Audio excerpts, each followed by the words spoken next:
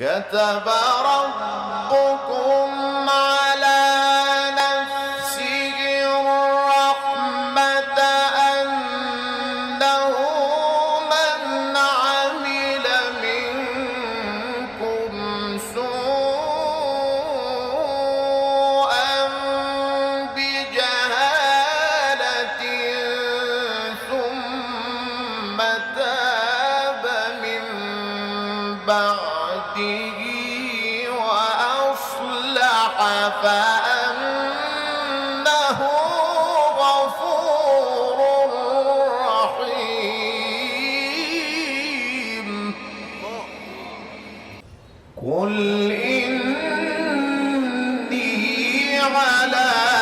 بينة من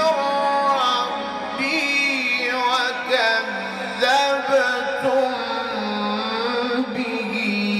ما عندي ما تستعجلون به، إن الحكم